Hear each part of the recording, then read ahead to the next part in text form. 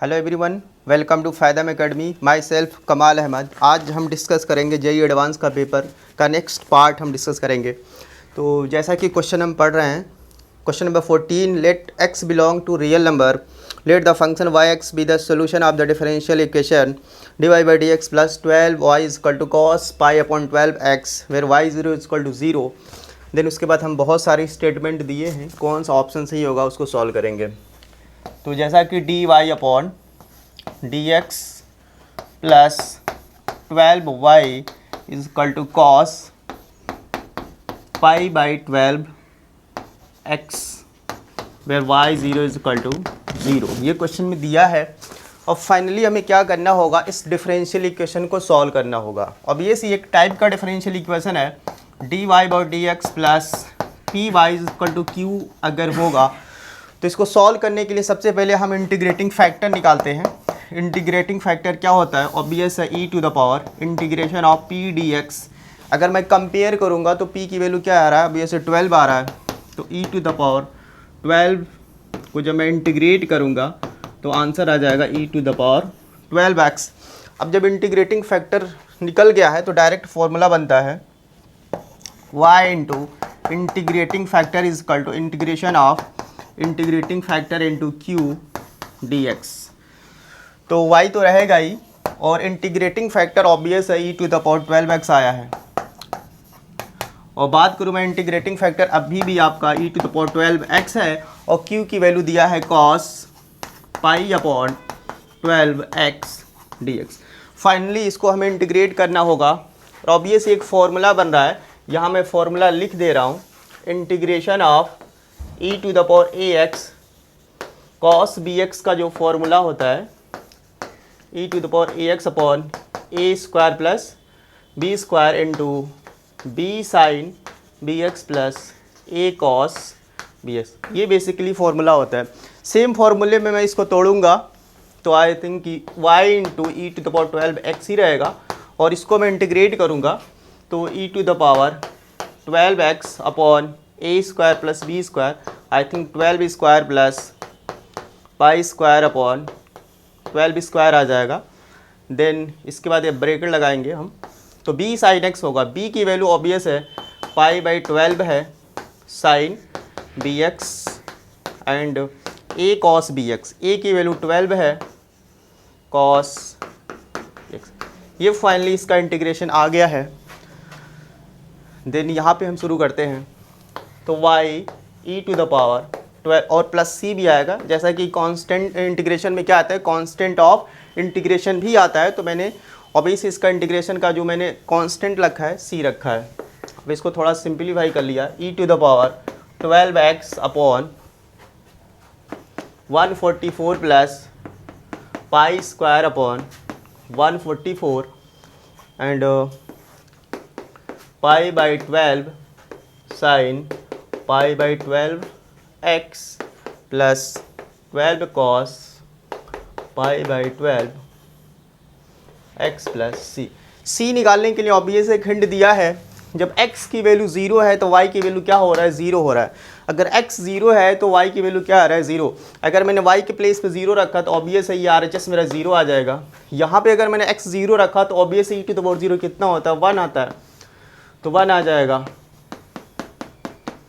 144, और sign 0 obvious 0 हो जाएगा, कॉस 0 1 होता है, तो कॉस अगर मैंने x के प्लेस पे 0 रखा तो कॉस 0 हो जाएगा, ऑब्वियस कॉस 0 1 होता है, तो यहाँ से 12 आ गया, बाकी तो ये 0 हो जाएगा प्लस c। तो फाइनली अगर मैं यहाँ से c फाइंड आउट करूँ तो -12 upon 144 plus pi square upon 144 आएगा।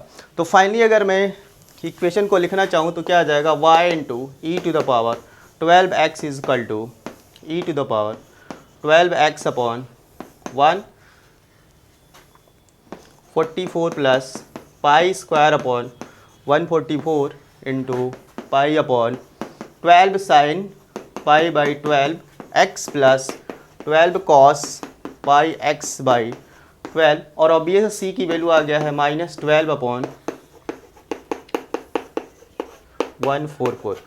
यहाँ पे अगर मैं एक नाम इसको दे, सेम नंबर है 144 plus pi square upon pi square upon 1/4 same number है, इसको मैं अब ये से एक नाम दे सकता हूँ।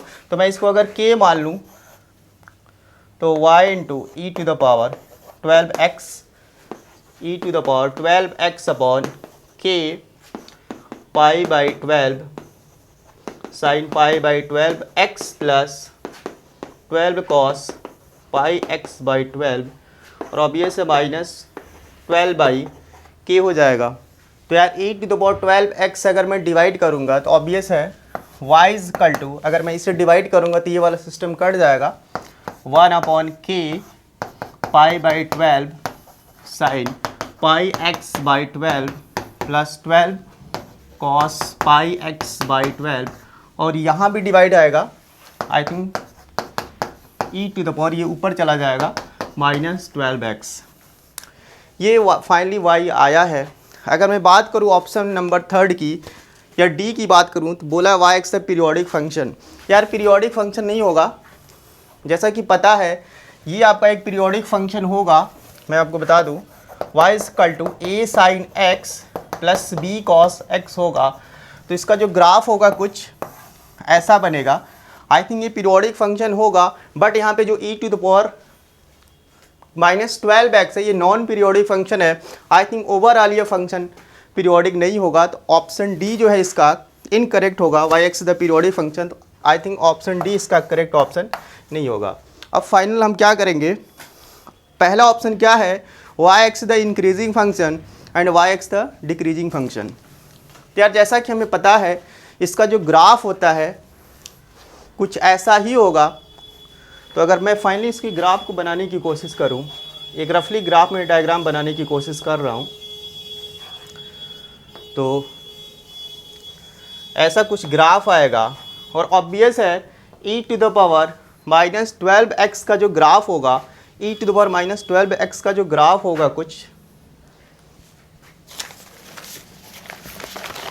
ऐसे आएगा।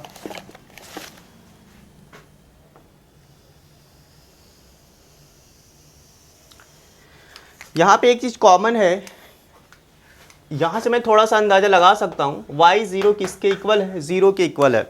आई थिंक इस पूरे सिस्टम का जो ग्राफ होगा यहाँ पे इस दोनों का जो इस फंक्शन की वैल्यू और इस फंक्शन की वैल्यू सेम आएगा, तभी सेम माइनस सेम क्या होगा, 0 होगा। इसलिए मैंने यहाँ पे क्या बना दिया, कॉमन पॉइंट बना दिया है।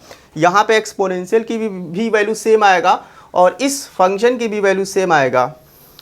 अगर मैं फोकस करूं तो ऑब्वियस ये वाला जो ग्राफ है अप टू इन्फिनिटी तक जाता है। यहाँ पे बहुत सारे कॉमन पॉइंट आपको देखने को मिलेंगे। यहाँ पे भी कॉमन पॉइंट आ रहा है, यहाँ पे x के लिए दोनों की वैल्यू सेम आ रहा है। आई थिंक इनफाइनाइट पॉइंट ऐसे मिलेंगे जहाँ पे दोनों की वैल्यू क्या आएगा, सेम आएगा।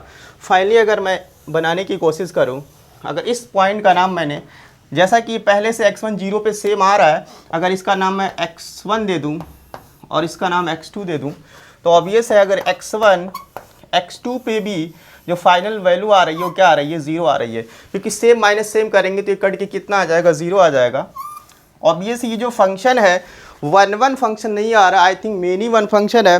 और जो फंक्शन 1 होता है वही क्या होगा, इंक्रीजिंग भी होगा और डिक्रीजिंग भी होगा। जो फंक्शन मेनी 1 होता है ना तो वो इंक्रीजिंग होगा ना ही डिक्रीजिंग होगा। I think option A and option B भी मेरा राइट नहीं होगा, क्योंकि जो फंक्शन है आपका मेनी 1 है और मेनी 1 फंक्शन जो होता है ऑब्वियस है जो मेनी 1 फंक्शन होता है वो ना तो इंक्रीजिंग होता है ना इधर डिक्रीजिंग होता है। अब हम बात करेंगे लास्ट सी ऑप्शन पे।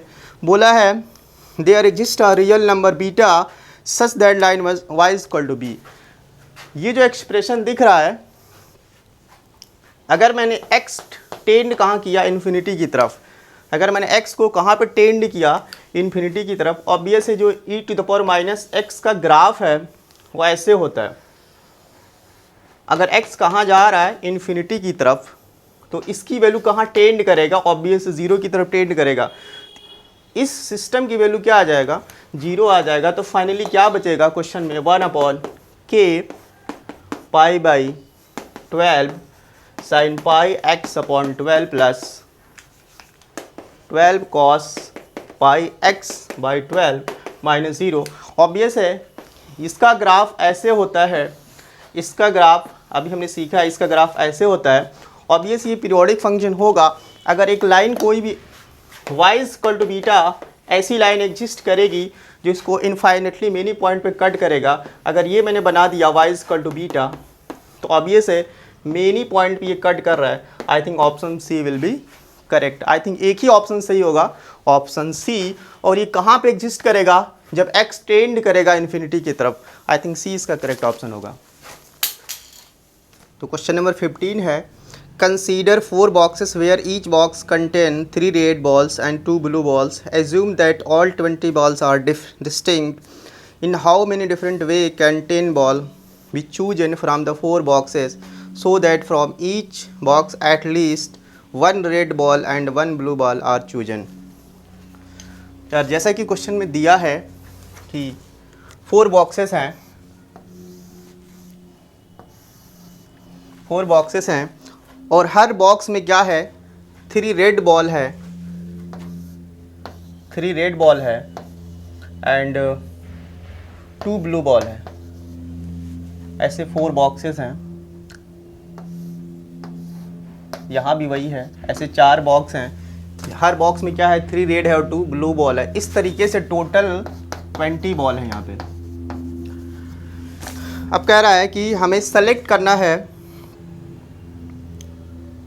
20 बॉल्स हैं, हमें ऐसे सेलेक्ट करना है, 10 बॉल्स को सेलेक्ट करना है जिसमें एटलीस्ट क्या हो? 1 बॉक्स में 1 रेड हो एंड 1 ब्लू हो। ऑब्वियस अगर मैं यहाँ पे केस बनाने की कोशिश करूँ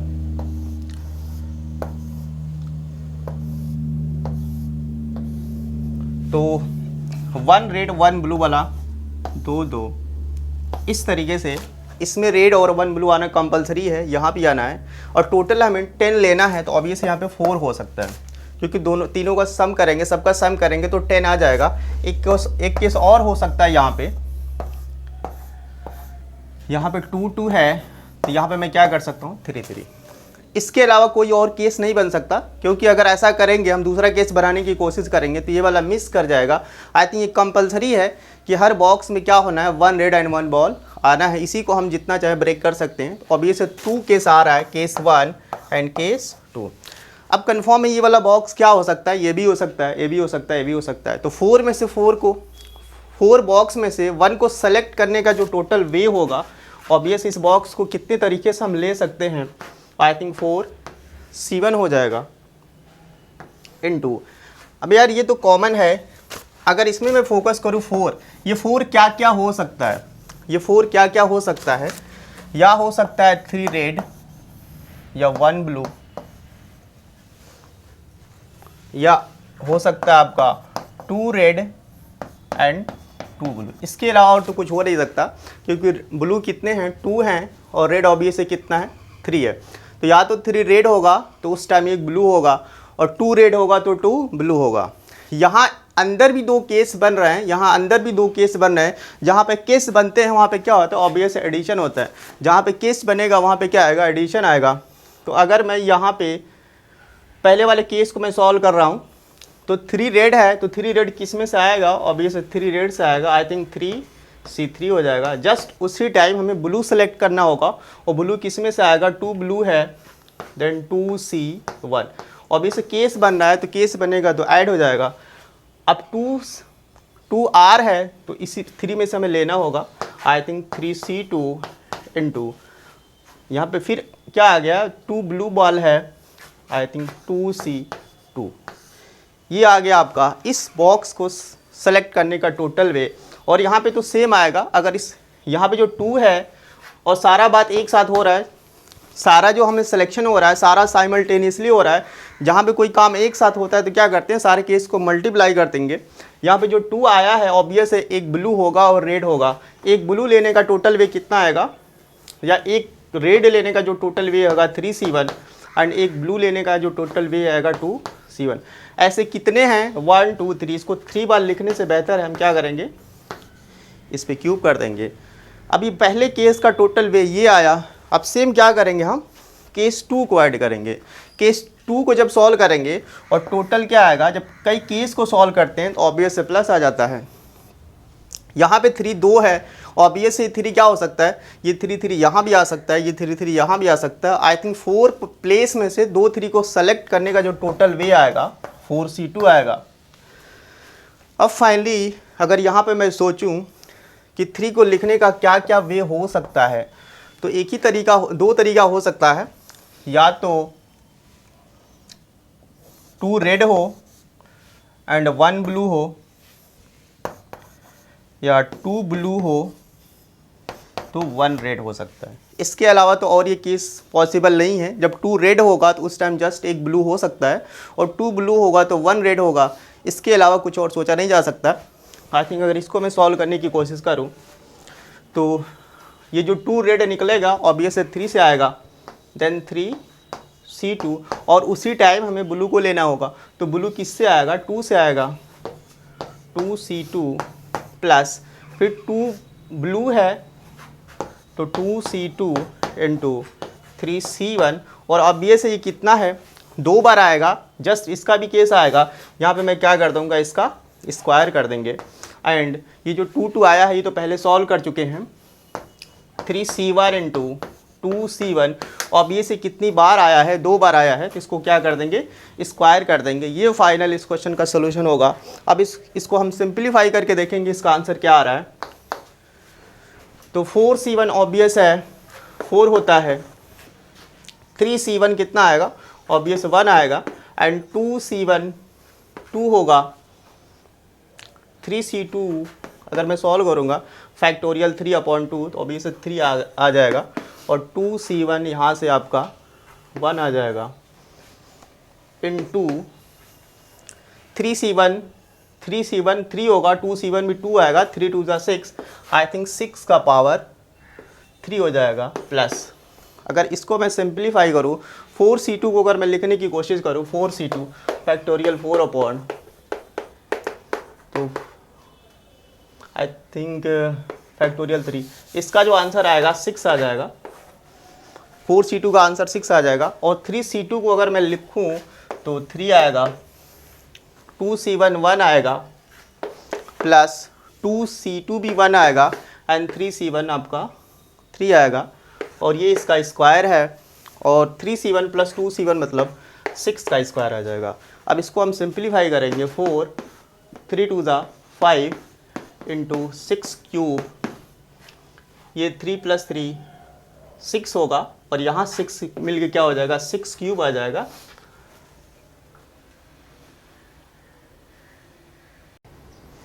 तो यहाँ से थोड़ा सा मिस्टेक हो गया है, 3C2 तो लिया मैंने, 2C2 ले लिया है। आई थिंक यहाँ पे 1 ब्लू बॉल है, तो 1 ब्लू बॉल होगा तो 2C1 होगा, यहाँ पे 2C1 आएगा।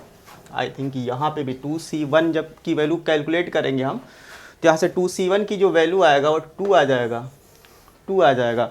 तो फाइनली जब इसको मैं सॉल्व करूँगा तो ये आपका 3 2 5 इंटू 6 क्यूब प्लस 6, और यहाँ से 3 2 जा 6 और प्लस 3 9 स्क्वायर इंटू 6 स्क्वायर आ जाएगा। ऑब्वियस यहाँ पे 6 क्यूब कॉमन है, 6 क्यूब अगर मैंने कॉमन ले लिया तो ये 20 plus 9 square, I think 6 cube को हम लिखेंगे 36 इंटू 6, और 81 प्लस 20, यहाँ 36 को अगर मैं 6 से मल्टीप्लाई करूँगा तो 36 आएगा, एंड 6 3 द 18 216 आ जाएगा। आई थिंक 216 को जब मल्टीप्लाई करेंगे हम 101 से, तो आई थिंक ये कैलकुलेटेड है, और इसकी वैल्यू जो आएगा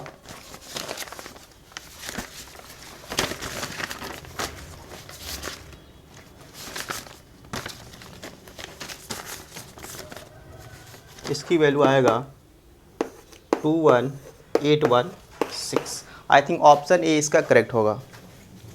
तो क्वेश्चन नंबर 16 है, if m is equal to 5/2 3/2 -3/2 and -12, then matrix हमें बताना है m टू द पावर 2022, इसकी वैल्यू निकालना है। तो सबसे पहले हम क्या करेंगे, m स्क्वायर निकालने की कोशिश करेंगे, इस मैट्रिक्स को इसी में मल्टीप्लाई करेंगे, तो 5/2 माइनस हाफ को इसी में मल्टीप्लाई करना होगा। 5/2 माइनस हाफ, इसको जब मल्टीप्लाई करेंगे, ऑब्वियसली ये मल्टीप्लाई करना हमें आता है, फर्स्ट रो को फर्स्ट कॉलम में मल्टीप्लाई करेंगे, फिर ये वाला सेकंड कॉलम में मल्टीप्लाई हो जाता है। आई थिंक मल्टीप्लाई करने के बाद जो रिजल्ट आएगा, मैं रिजल्ट यहाँ पे लिख दे रहा हूँ, 8/2 6/2 माइनस 6/2 एंड माइनस 4/2। ये आ गया आपका एम स्क्वायर। अगर मैं एम क्यूब निकालना चाहूँ, एम क्यूब अगर मैं निकालना चाहूँ तो ऑब्वियसली फर्दर एम स्क्वायर में एम मल्टीप्लाई करना होगा, तो फिर वही काम करना है। मैं इसका डायरेक्ट रिजल्ट लिख दे रहा हूँ, 11/2 9/2 माइनस 9/2 एंड माइनस 7/2। तो यार जैसा कि m and m square m cube मैंने निकाल लिया है। अगर एम के पहले एलिमेंट को फोकस करूँ तो पहला क्या एलिमेंट 5/2, और एम स्क्वायर का जो पहला एलिमेंट आया है 8/2, और ये आया आपका एम क्यूब का जो पहला एलिमेंट है L/2। यहाँ पे अगर मैंने 1/2 को बाहर निकाल दिया और बीच ही जो एलिमेंट है AP बना रहा है, तो n टर्म इसका निकाला जा सकता है a + n-1 इंटू डी करेंगे तो ऑब्वियसली 3 आएगा। इसको सॉल्व करके हम निकालने की कोशिश करेंगे तो 3 यानी 2 + 3n आ जाएगा। अगर मैं 2 से डिवाइड कर दूँ अंदर तो 1 + 3n/2। ये जो मैट्रिक्स आ रहा है, अगर मैं an का मैट्रिक्स बनाने की कोशिश कर रहा हूँ तो पहले प्लेस पे क्या आ जाएगा, 1 + 3n/2 आ जाएगा। इसी तरीके से अगर मैं दूसरे एलिमेंट को फोकस करूँ तो क्या आ रहा है, 3/2 एंड 6/2। तीसरे में क्या आ रहा है आपका 9/2। यहाँ पे भी AP आ रहा है, 1/2 को मैं कॉमन ले लूँ तो 369 AP में होगा, 3 + n-1 इंटू डी। तो ये जब मल्टीप्लाई करेंगे तो 3 से 3 कट जाएगा, आई थिंक 3n/2। दूसरे प्लेस पे क्या आ जाएगा, हाफ 3n आ जाएगा या 3n/2 आ जाएगा। थर्ड निकालने की कोशिश नहीं कर रहा हूँ क्योंकि ऑब्वियस है जो डायगोनल पे है वही इसका माइनस कहाँ है, नेगेटिव है, यानी जो यहाँ पे होगा इसी का माइनस, ये अंडरस्टूड है, ये हो जाएगा। फाइनल में फोर्थ टर्म निकालने की कोशिश कर रहा हूँ। आई थिंक फोर्थ पोजिशन पे क्या है, -12 एंड -4/2 माइनस 7/2। यहाँ से अगर मैं -12 कॉमन ले लूँ तो 147 भी किस में होगा, AP में होगा, 3। तो -12 1 + 3n-3, ये आ जाएगा 3n-2, और बाहर क्या है आपका -12। इस -12 को अगर मैं अंदर भेजूँ तो ऑब्वियस है ये 1 हो जाएगा, यहाँ से -3n/2 आ जाएगा। ये -12 अंदर जाकर डिवाइड हो जाएगा, माइनस इंटू माइनस प्लस हो जाएगा एंड -3n/2। तो यहाँ क्या आ जाएगा, 1 - 3n/2। ये 1 आपका बाहर है, ये मैट्रिक्स बन गया है। अब हमें क्या निकालना है, a⁴ 2022। जहाँ जहाँ n है हमें क्या रख देना होगा, ये नंबर रख देना होगा, 1 + 3 × 2 1/2 -1/1 - 3 × 2। अब फाइनली सिंपल सा कैलकुलेशन है, ये कट जाएगा,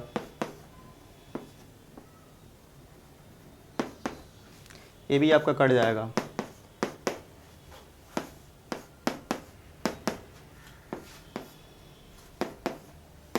जब इसको हम सॉल्व करेंगे तो सीधा सीधा इसका आंसर आ जाएगा 3034 3033।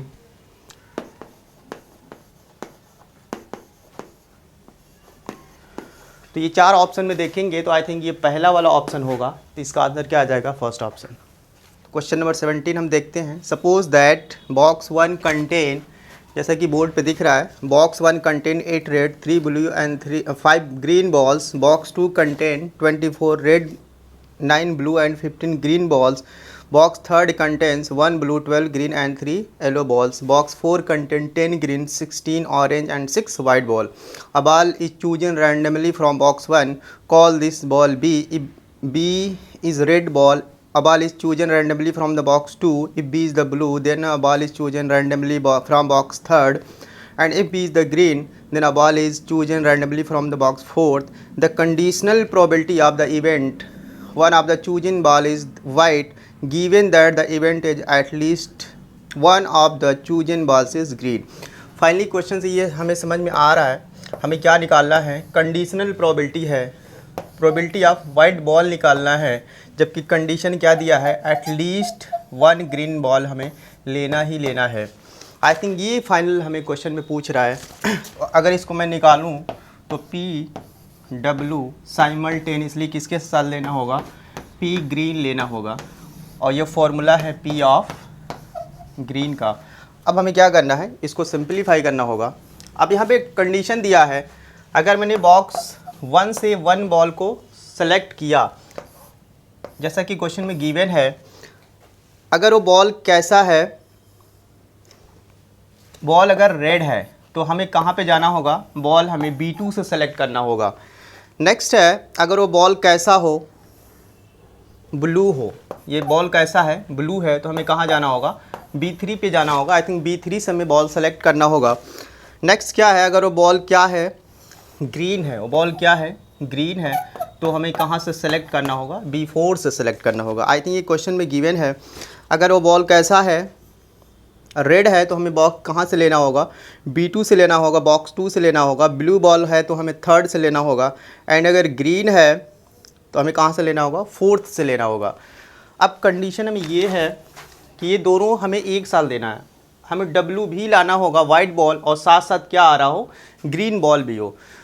यार वाइट वाला जो केस है हमें यहाँ पे दिख रहा है, तो फाइनली हमें क्या लेना होगा, ग्रीन B1 पे हमें जाना होगा और ग्रीन बॉल सेलेक्ट करना होगा, तो हमें B4 में जाना पड़ेगा.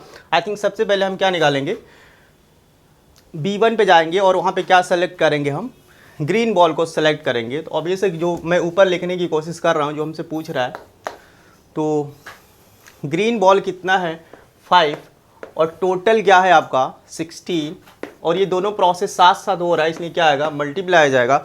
अगर मैंने 1 बॉल ग्रीन को सेलेक्ट किया है, सेम वाइट लेने की प्रोबेबिलिटी क्या होगा, तो इसमें हमें जाना पड़ेगा, क्योंकि बॉल हमने कहाँ से लिया है, ग्रीन लिया है बॉक्स 1 से. अब हमें कहाँ जाना पड़ेगा, 4 बॉक्स में जाना पड़ेगा, और वहाँ पे हमें वाइट लेने की प्रोबेबिलिटी दिखाना होगा. आई थिंक 6 अपॉन टोटल कितना है आपका, 32, और टोटल कहाँ आएगा, नीचे जो आएगा. कंडीशन क्या दिया है, हमें एटलीस्ट 1 ग्रीन लेना होगा. अगर मैंने बॉक्स 1 में गया और सबसे पहले मैंने क्या लिया, रेड बॉल, तो अभी से रेड बॉल कितने हैं बॉक्स 1 में, 8 हैं, तो 8 अपॉन आउट ऑफ 16. अगर 8 पहले बॉक्स मैंने बॉल सेलेक्ट किया रेड बॉल, तो हमें कहाँ जाना होगा, B2 में जाना होगा, और B2 में ग्रीन हमें लेना है, क्योंकि हमें फाइनल में क्या देखना होगा, ग्रीन बॉल. तो ग्रीन कितने हैं, ऑब्वियस 15 है, तो आई थिंक 15 अपॉन 48 प्लस. अब मैं कहाँ जाऊँगा, B1 में जा कर के ब्लू बॉल निकालूंगा, तो ब्लू बॉल कितने हैं, ऑब्वियस 3 हैं आउट ऑफ 16.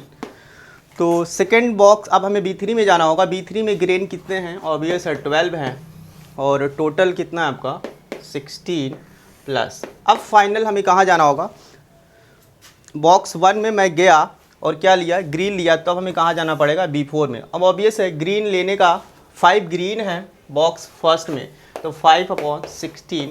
यहाँ पे सोचने वाली बात क्या है, अगर मैंने ग्रीन ले लिया है और एटलीस्ट 1 ग्रीन हमें चाहिए.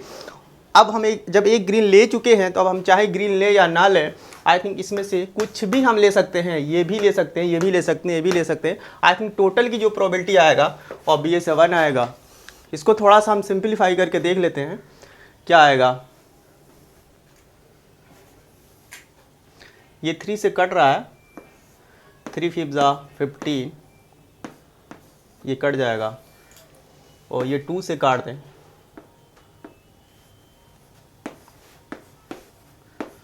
तो ऑब्वियस 16 से 16 नीचे पूरा कट जाएगा. यहाँ भी कट जाएगा, प्लस है, और इसमें हमें 16 मल्टीप्लाई करना होगा तब जाके ये कट जाएगा। 5 3 ज़ा 15 अपॉन ये आपका 40 आ जाएगा, और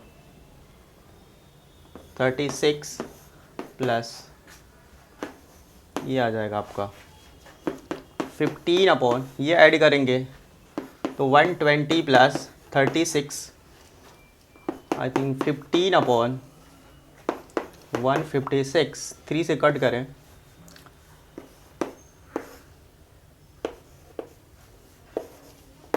आई थिंक 5 अपॉन 52 इसका आंसर आएगा। आई थिंक इसका सी पार्ट इसका करेक्ट ऑप्शन होगा, 5 अपॉन 52।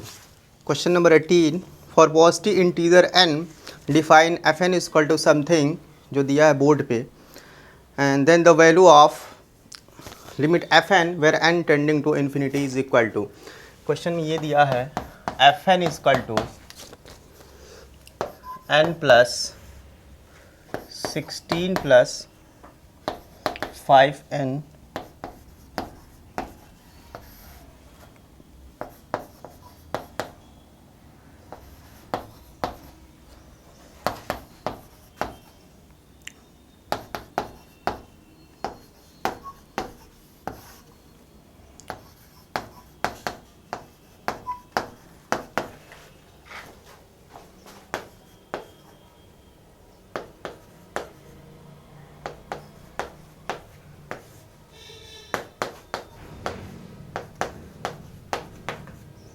ऐसे जा रहा है।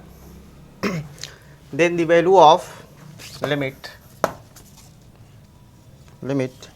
n tending to infinity f n. तो थोड़ा सा अगर मैं फोकस करूं, ये जो n लिखा है इसको मैं क्या लिख सकता हूं? ऑब्वियस अगर n को हमें ब्रेक करना हो तो 1 plus 1 plus 1 plus up to n term मैं इसको लिख सकता हूँ। तो एक एक वन को मैं सबके साथ अटैच कर दे रहा हूँ। आई थिंक जो एफ एन होगा, जो एफ एन हैगा 16 plus 5n minus 3n square plus 4n plus 1 कर सकते हैं, यहाँ भी हो जाएगा plus 1, 32 plus n minus 3n square upon 8n plus 3n square plus 1। ऐसे सारे हम 1 ऐड कर देंगे। अगर थोड़ा सा मैं इसको सिंप्लीफाई करूं तो अब ये जब सिंप्लीफाई करेंगे ये ऊपर जाएगा और इससे कट जाएगा, और 4n प्लस 5n कितना आ जाएगा? 9n आ जाएगा, और नीचे क्या आएगा? 3n square plus 4n। Simply जब इसको भी सिंप्लीफाई करेंगे हम तो 3n स्क्वायर से n स्क्वायर ख़त्म हो जाएगा, 8 1 और प्लस 1 कितना आ जाएगा? 32 plus 9n upon 3n square plus 8n आ जाएगा। सिंपली आगे भी ये प्रोसेस चलता रहेगा। एक और मैं चेक करके देख ले रहा हूँ, यहाँ पे भी अगर मैं 1 ऐड करता, यहाँ पे भी अगर मैं 1 ऐड करता तो क्या आता है? ये कट जाएगा। फाइनली 12 माइनस 3n कितना आ जाएगा? 9n plus 48 upon 3n square plus 12n plus up to n term. यार फाइनली इसको अगर मैं इस एक जनरल टर्म बनाने की कोशिश करूं, ये जो पहला टर्म है, ये पहला टर्म है, ये आपका T2 है एंड T3 ऐसे जाएगा। अगर यहाँ से मैं एक TR जनरल टर्म बनाने की कोशिश करूं, ये 16 है और यहाँ पे क्या आ रहा है? 16 इंटू 2 आ रहा है, ये क्या आ रहा है? 16 इंटू 3 आ जा रहा है। TR होगा तो क्या आएगा? 16R हो जाएगा। अगर मैं R के प्लेस पे 1 रखूँगा तो ये आ जाएगा, 2 रखेंगे तो ये आ जाएगा। और ये से 9n हर जगह है तो 9n को छोड़ दे रहे हैं, 3n स्क्वायर भी हर जगह है तो उसको छोड़ दे रहे हैं, 4n 8n 12n, आई थिंक ये भी क्या आ जाएगा? 4rn हो जाएगा। ये बेसिकली इसका TR टर्म निकाल लिया मैंने। अब यार सिंपली अगर मैं सिग्मा के फॉर्म में इसको कन्वर्ट कर दूं, इसको मैं क्या कर दूं? सिग्मा के फॉर्म में कन्वर्ट कर दूं तो क्या आएगा? 9n plus 16r upon 3n square plus 4rn, और r की वैल्यू क्या आ रही है? 1 से लेके n तक। फाइनली इसको अगर हमें इंटीग्रेशन के फॉर्म में कन्वर्ट करना होता है तो बहुत ही सिंपल है। अगर इस समेशन को हमें इंटीग्रेशन के फॉर्म में कन्वर्ट करना होता है तो क्या होता है? 1 upon n limit n tending to infinity r by n हो जाएगा, ऊपर भी होगा limit n tending to infinity r by n, और यहाँ पे क्या आ जाएगा f r by n dx। Finally एक कन्वर्जन होता है, इससे अगर हमें यहाँ पे जाना होगा तो ये हमें काम करना होगा। तो फाइनली यार इसको हम इंटीग्रेशन बना रहे हैं, तो जैसा कि n कहाँ टेंड कर रहा है, इन्फिनिटी की तरफ टेंड कर रहा है। फाइनली सबसे पहले हमें 1/n लाना होगा, 1/n लाना होगा, तभी इसमें कन्वर्ट हो पाएगा। सॉरी, यहाँ पे पहले हमें 1/n यहाँ पे करना होगा, 1/n यहाँ पे दिखाना होगा, तब इस चीज़ को मैं यहाँ पे इसको इंटीग्रेशन में कन्वर्ट कर सकते हैं। तो 1/n पहले यहाँ से मैं कॉमन ले सकता हूँ। अगर मैंने 1/n कॉमन लिया तो क्या बचेगा, r = 1 to n, तो 9n + 16r/3n + 4r आ जाएगा। अब इस फॉर्म को हम इंटीग्रेशन में कन्वर्ट कर सकते हैं। अगर मैं कन्वर्ट करूँगा एंड देन एक बार और है, जहाँ जहाँ r होगा वहाँ पे क्या लाना होगा, r/n लाना होगा। फिर r/x को मैं क्या मान लूँगा, x सपोज कर लूँगा। आई थिंक इसको और क्या लिख सकते हैं, n tending to infinity limit r by n, limit n tending to infinity r by n। तो r बाई n को क्या मान लेंगे हम, x मान लेंगे, और फाइनली क्या हो जाएगा, dx आ जाएगा। तो 1/n तो बाहर आ चुका है, अब हम क्या बनाएंगे, r/n बनाएंगे। तो ऊपर नीचे मैं n कॉमन ले लूँ, अगर ऊपर नीचे मैं n कॉमन ले लूँ तो क्या आ जाएगा, n कॉमन लेंगे तो 9 + 16r/n 3 + 4r/n, ये n कैंसिल हो जाएगा। अब इजीली हम इसको कन्वर्ट कर सकते हैं। यहाँ पे रखेंगे r/n, तो ऑब्वियस है r कितना 1 है, 1/∞ करेंगे, 1/∞ ऑब्वियस 0 आएगा, और rn है जैसा कि पता है यहाँ पे rn है, तो n/n कितना आ जाएगा, 1 आ जाएगा। तो 9 + 16, इसको r/n को क्या मान लेते हैं, x मान लेंगे, तो 3 + 4x dx। ये सिंपल सा कैलकुलेशन है। यहाँ से मैंने इस सिग्मा से मैंने इंटीग्रेशन में कन्वर्ट कर लिया है। यार अगर मैं इसको, अगर मैंने 3 ऐड किया है तो क्या आ जाएगा, अगर मैंने 3 ऐड किया है तो ऑब्वियस है 3 + 4x आ जाएगा, 12 आ जाएगा, और यहाँ पे 3 माइनस भी हो जाएगा। मैंने 3 ऐड किया है तो 12 आ गया, एंड देन मैंने 4 क्या कर लिया, कॉमन कर लिया है, और बाई में क्या है 3 + 4x। अब क्या करेंगे, इसको हम 0 to 1, this upon this minus this upon this कर लेंगे। अब इसका अगर 2 पार्ट में ब्रेक करेंगे तो क्या आ जाएगा, 0 to 1, यहाँ से कट जाएगा तो फाइनली 4 आ जाएगा, 4 dx कर ले रहे हैं, और यहाँ पे क्या है -3 को मैंने बाहर कर लिया, देन 1/3 + 4x आ जाएगा। अब फाइनली क्या है, इसका इंटीग्रेशन हमें करना है, तो 4 का इंटीग्रेशन क्या आएगा, 4x आएगा, लिमिट क्या रखेंगे कि 0 to 1, और -3 रहेगा। इसका जो इंटीग्रेशन होता है 1/x का जो इंटीग्रेशन होता है ln mod x होता है, 10 3 + 4x। ऑब्वियस x में जो मल्टीप्लाई ये 4 है, तो 4 से क्या करना होगा, डिवाइड भी कर लेना होगा। तो ये जब रखेंगे हम, ये जब रखेंगे तो 4 × 1 4 आएगा, 0 हो जाएगा तो 4 आएगा, -3/4, -3/4 को बाहर कर लेते हैं, और यहाँ पे लिमिट क्या है 0 to 1। अगर मैंने 1 रखा तो ऑब्वियसली क्या आ जाएगा, 7 आएगा, और 0 रखेंगे तो 3 आ जाएगा। I think ln 7 - ln 3। अब यार ln 7/ln 3 को क्या लिखेंगे हम, 4 - 3/4 ln 7/3। ये जो सब्ट्रैक्शन होता है और लॉग में क्या आता है, डिवाइड हो जाता है। आई थिंक ln 7/3 ये इसका करेक्ट ऑप्शन होगा, करेक्ट आंसर ये होगा। आई थिंक इसका जो आंसर है बी पार्ट है, 4 - 3/4 ln 7/3, 4 - 3/4 ln 7/3। आई थिंक इसका ऑप्शन बी करेक्ट होगा। तो आज हमने पेपर 2 कंप्लीट किया है एडवांस का। नेक्स्ट वीडियो में हम डिस्कस करेंगे पेपर नंबर 1 के क्वेश्चन। Thank you.